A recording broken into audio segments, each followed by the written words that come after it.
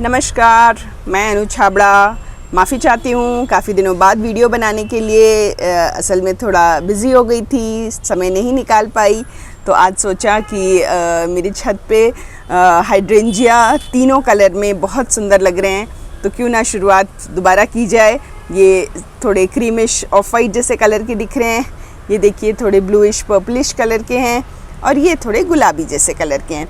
तो होता क्या है, हाइड्रेंजिया जो है वो एक इतना अच्छा पौधा है कि ये पौधा तो एक ही रहता है, लेकिन इसको हमें किस कलर में उगाना है ये हमारे पे निर्भर करता है, और हम उसे अपने हिसाब से उस कलर में आप कह सकते हैं घुमा सकते हैं। हम अगर सफ़ेद लेके आएँ और मैं उसे नीला बनाना चाहूँ या नीले को गुलाबी बनाना चाहूँ, तो थोड़ी बहुत सी अगर मैं अपनी मिट्टी में चेंजेस करती हूँ तो मेरा पौधा मेरे हिसाब से चलने लग जाता है। तो आइए पहले बात करते हैं और देखते हैं कि इसे किस तरह की पॉट की ज़रूरत होती है। मैं इसे उगा रही हूँ, कम से कम ये 12 इंच का पॉट है, तो अच्छा चल रहा है। तो इससे ज़्यादा छोटे होने से इसकी ग्रोथ थोड़ी रुक जाती है, बहुत बड़ा भी होगा तो भी परेशानी होती है। तो मुझे लगता है इस तरह के पौधों के लिए 12 इंच का पौधा जो पॉट है वो परफेक्ट रहता है। और अगर हम मिट्टी की बात करें तो मिट्टी के लिए इसमें हम कंपोस्ट, अपनी गार्डन सॉइल और कोकोपीट तीनों की बराबर मात्रा ले सकते हैं, और एक मुट्ठी उसमें चाहें तो हम नीम खली मिला सकते हैं। तो ये एक अच्छा मिश्रण तैयार हो जाता है। और इसके अलावा अगर थोड़ा सा परलाइट आप डालें तो भी अच्छा रहता है। इस तरह के फूलों के पौधों में परलाइट डालने से मिट्टी की जो ड्रेनेज होती है वो बहुत अच्छी हो जाती है और पौधा अच्छा चलने लग जाता है। और ये काफ़ी अच्छा मौसम है इससे लगाने के लिए, और ये बहुत आसानी से कटिंग से भी उग जाता है। अगर आपके किसी दोस्त के पास या कोई उगा रहे हैं इस पौधे को, तो आप कटिंग ले सकते हैं और कटिंग से उगा सकते हैं।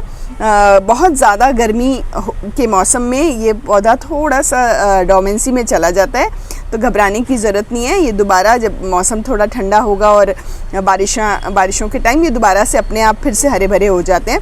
और बहुत ही साधारण सा पौधा है, ज़्यादा मेंटेनेंस नहीं मांगता है, और इसकी जो खूबसूरती है वो देखते ही बनती है कि अब ये देखेंगे ये गुच्छा सा है, पूरे बॉल की तरह ये आ जाता है। अभी एक एक करके ये खिलेंगे, एक अच्छा खासा बॉल बन जाता है।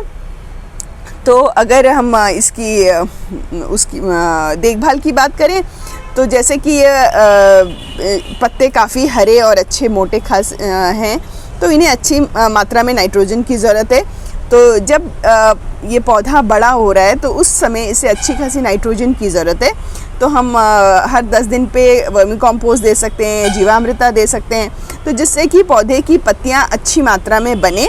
और जब यह पौधा फूल बनाने पे आए तो उस समय हमें इसे पोटेशियम और फास्फोरस की मात्रा अच्छी देनी है, जिसे हम आप कह सकते हैं बायो एंजाइम के माध्यम से या रॉक फॉस्फेट के माध्यम से हम दे सकते हैं, या एप्सम सॉल्ट है आपके पास तो आप वो डाल सकती हैं। तो जैसा भी आपको लगे आप उसे दीजिए, तो जिससे कि पत्तियों के साथ साथ जब ये फूल बनाने पे आए तो उसे किसी तरह की न्यूट्रिशन की कमी मिट्टी में महसूस ना हो और वो अच्छी तरह से चलता रहे। और अगर कीड़ों वगैरह की बात करें तो हाँ, कभी कभी इसमें एफिड्स का अटैक हो जाता है, तो अगर हम हमेशा इसे ध्यान से देखते रहें और कभी एक आध है तो हम उसे अच्छे से पानी से स्प्रे करके निकाल सकते हैं, या हम सोपनट सॉल्यूशन में थोड़ा सा नीम ऑयल डाल के भी स्प्रे कर सकते हैं, तो वो बहुत अच्छा चलता रहता है पौधा। कभी कभी इसमें फंगस की प्रॉब्लम आने की चांसेस हो जाते हैं कि कभी हमने शाम को पानी दे दिया या पानी इस पर टिका रहा, तो थोड़ा उस हिसाब से देखा जाए तो थोड़ा डेलिकेट पौधा है, तो कोशिश करें कि सुबह के टाइम पानी दें। और अगर आपको लगे कि थोड़ा बहुत इसमें फंगस के आपको निशान नज़र आ रहे हैं तो पानी में थोड़ा सा ट्राइकोडर्मा घोल के डाल दीजिए, स्प्रे कर दीजिए, या फिर आप कह सकते हैं सिट्रस बायो एंजाइम हमारे पास रहता है, वो हल्का सा आप 1 लीटर पानी में 1 चम्मच डाल के स्प्रे कर दीजिए। या साफ़ है, ट्राइकोडर्मा है, बायो एंजाइम है, जो भी आप घर में इस्तेमाल करती हो इसे स्प्रे कर दीजिए।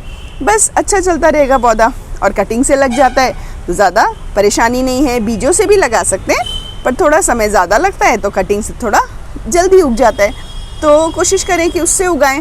इसके अलावा जो मैं बात करी थी कि इसके कलर चेंज करने की, तो कलर चेंज की बात क्या होती है, ये पौधा हर पौधे की एक अपनी आप कह सकते हैं रिक्वायरमेंट होती है कि वो इस तरह के पीएच वाली सॉइल में या मिट्टी में अच्छा चलता है। जैसे गुलाब को एसिडिक सॉइल पसंद है, इस पौधे की ये खासियत है कि ये नॉर्मल सॉइल में, एसिडिक सॉइल में या अल्कलाइन सॉइल में किसी में भी बहुत अच्छा चल सकता है। तो अब हमने अपनी मिट्टी को कैसा रखना है वह निश्चित करेगा कि हमारे फूलों का कलर या रंग कैसा होगा। अगर हमारी मिट्टी न्यूट्रल है, न्यूट्रल मतलब इस तरह का हमारे पास पीएच मीटर होता है, आप उससे चेक कर सकते हैं, या मेडिकल शॉप में पीएच मीटर की स्ट्रिप्स भी आती हैं, उससे भी चेक कर सकते हैं। मैं वीडियो में लिंक दे दूंगी, आप उसमें चेक कर सकते हैं। मैंने इम्पॉर्टेंस ऑफ पीएच की वीडियो बनाई हुई है, आप उसमें देख सकते हैं कि किस तरह पीएच पौधों के लिए बहुत ज़रूरी है। तो अगर हमारी पीएच 5.5 न्यूट्रल है तो हमारा पौधा इस तरह से आप कह सकते हैं ऑफ वाइट या क्रीम कलर के फूल देगा।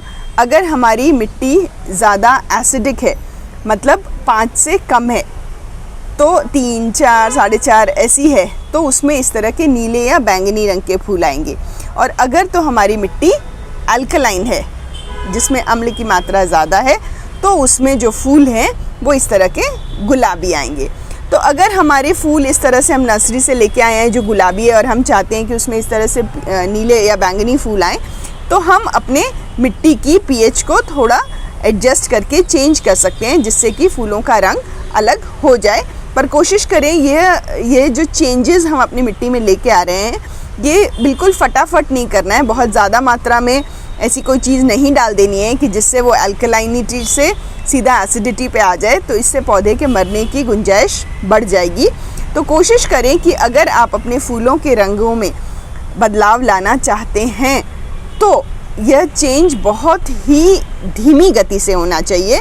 जैसे कि आप कह लिए हफ्ते में एक बार, जैसे अगर आप मेरी वीडियो देखेंगे तो उसमें समझ आएगा कि किस तरह से सॉइल का पीएच चेंज किया जाता है। तो अगर आपकी सॉइल एसिडिक है तो आपने क्या डालना है उसको अल्कलाइन बनाने के लिए, अगर आपकी सॉइल अल्कलाइन है तो आपको क्या डालना है उसमें कि आपकी मिट्टी एसिडिक हो जाए या उसको न्यूट्रल बनाना है, तो उसमें हर चीज़ मैंने बताई हुई है।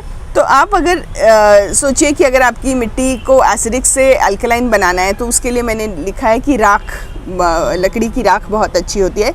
पर उसका मतलब ये नहीं है कि हम बहुत सारी एक साथ डाल दें कि तुरंत ही हमारी मिट्टी अल्कलाइन हो जाए। तो पौधे की जो जड़ें हैं वो अपने आप को अचानक से एक नए माहौल में एडजस्ट नहीं कर पाती हैं, तो हमें हर हफ्ते थोड़ा थोड़ा करके राख उसमें डालनी है, जिससे कि धीरे धीरे हमारी मिट्टी का जो पीएच है वो एसिड सॉइल से अल्कलाइन सॉइल पे आ जाए या अल्कलाइन से एसिडिक सॉइल पे आ जाए। जो भी चेंजेस हम करना चाहते हैं ये बहुत ही धीमी गति से होना चाहिए।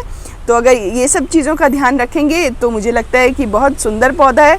और जब पूरी तरह से ये आप कह सकते हैं खिल जाता है तो बहुत ही सुंदर लगता है, एक बड़ा सा बॉल की तरह लगता है और काफ़ी दिनों तक टिकते हैं इसके फूल।